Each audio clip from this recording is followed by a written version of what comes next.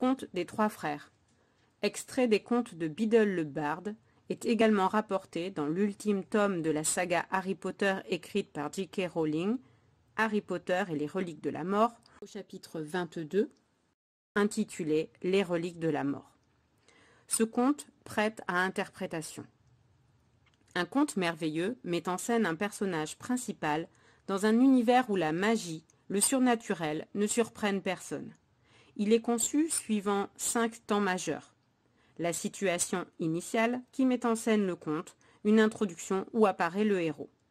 L'élément perturbateur qui vient empêcher le personnage principal de faire ce qu'il a à faire. Les péripéties, suite de scènes où tour à tour le héros semble près du but ou très éloigné. Il est censé progresser. L'élément de résolution, le héros prend l'ascendant sur le méchant, enfin. La situation finale qui offre un nouvel équilibre au héros, mais qui inclut une moralité plus ou moins implicite. Reprenons le conte avec le schéma narratif. Situation initiale. Nous sommes auprès d'une rivière, sur une route tortueuse, 3 frères se présentent. Le seul élément qui pourrait faire penser à la présence de la mort est la mention du crépuscule, qui peut être la métaphore de la fin de vie, juste avant la mort. L'élément perturbateur est l'utilisation de la magie par les sorciers afin de ne pas mourir noyés dans la rivière. La mort ne peut effectuer sa mission, elle doit intervenir. Suivent les péripéties, où la mort est d'abord humiliée, avec un paroxysme lorsqu'elle doit se dessaisir de sa propre cape d'invisibilité. Puis, petit à petit, elle reprend l'ascendant et vient chercher les 2 premiers frères. Mais il en demeure un qui se cache. L'élément de résolution est le moment où le 3e frère accepte de se confronter à la mort en retirant la cape d'invisibilité. La situation finale permet à la mort d'accomplir sa mission, et cela se fait en bon entendement avec le vivant. La fin est heureuse. Il accueillit la mort comme une vieille amie, qu'il suivit avec joie, et tels des égaux, ils quittèrent ensemble cette vie. La moralité ?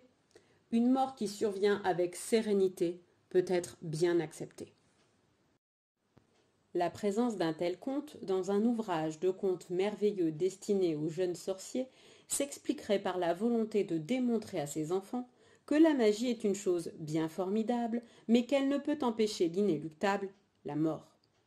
Au-delà de cette première conclusion, le conte met en avant d'autres comportements humains bien fâcheux.